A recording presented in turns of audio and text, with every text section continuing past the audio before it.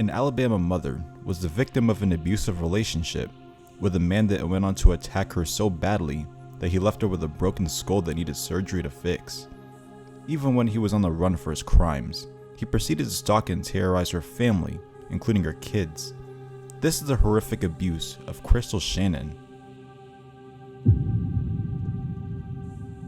Crystal Shannon and her former boyfriend, Jesse Suggs, met each other in 2020. As a matter of fact, he was recently in prison for robbery and drugs, and breaking his parole.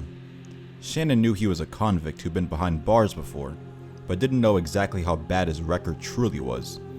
And as most abusers do, he put on an act. At first, he was a charming and loving boyfriend that would slowly attract her, all the while keeping a good chunk of his life a secret.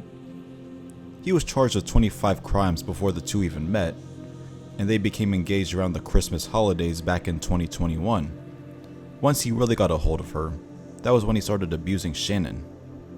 They were actually both addicted to drugs, methamphetamines to be specific. This amplified his anger, making him more abusive. He would assault her constantly by beating her and even giving her black eyes on a regular basis. Then, like the little weasel that he is, Jesse would apologize for his actions and she would forgive him for them. And then he would repeat that same behavior all over again in a big cycle of abuse. His insecurities are seen as clear as day, as he would also be paranoid of Sharon being unfaithful or abandoning him. On March 25th, 2022, the abuse escalated to a tipping point, where Shannon ended up in the hospital for over 2 months after receiving ungodly injuries from Jesse, which almost killed her.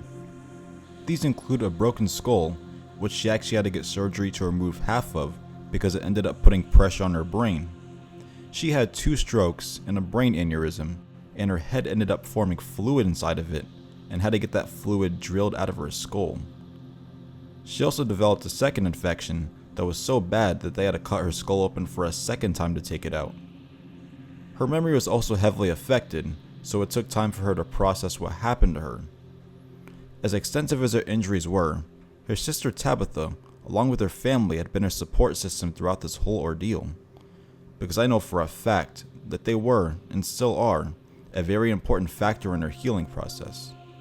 But unfortunately, she still suffers from permanent damage in one of her eyes, memory loss, walks with a limp, has chronic headaches, and her balance has also been affected. If getting beat up by the person that supposedly loves you isn't bad enough, this lowlife went on to stalk Sharon's family while on the run, including her kids. He would threaten her through Facebook text messages that he would kill Shannon and her kids if she were to ever press charges on him. This is exceptionally scary because he knows exactly where they live and what they're doing. And he also knows that their kids play outside, so she would forbid their kids from ever playing outside until he was caught, understandably so, and even the kids themselves were scared that this man was going to actually kill them. This case is definitely more sick than the other ones I've covered. Sharon is extremely lucky to have survived such a messed up ordeal. And for this guy to go to the extent that he did to terrorize Shannon's family while on the run, and in general, is like something out of a movie. And this man felt so powerless in his life that he had to bring out fear in the people that loved him and gave his bum ass a chance to begin with. Crystal Shannon says she was nearly beat to death by her former boyfriend, and now she says that man is threatening her while he's on the run from law enforcement. News 19's Daryl Burke joins us now in the studio to talk about the constant fear this family says they're going through as the search for the suspect continues. That's right, Emily and Greg. This is Crystal Shannon just 1 year ago in the hospital for treatments of her injuries following a domestic incident she says almost took her life. The Lincoln County Sheriff's Office is looking for the man they believe is responsible. But now, Crystal says that man is sending threatening messages to her family. We don't know where he is. It's just become a worry because I don't want nobody to get hurt.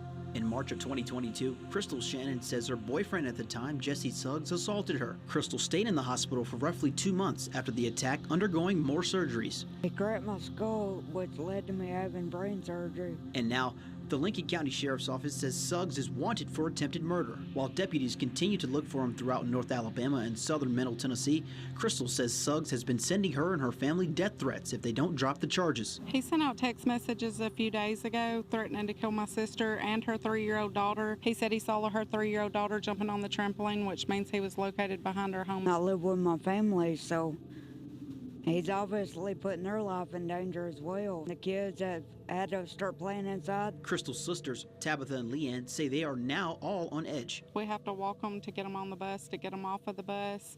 Every time one of the dogs bark, the kids are scared that he's out here and he's going to kill someone. Crystal and her family say Suggs is a threat and he needs to be behind bars. If you know him, or you've seen him, or think you've seen him, I just ask you to call the local police department or 911. He needs to be caught sooner than later. Lives are at risk. It's not just my sister and her daughter. It's not just our family.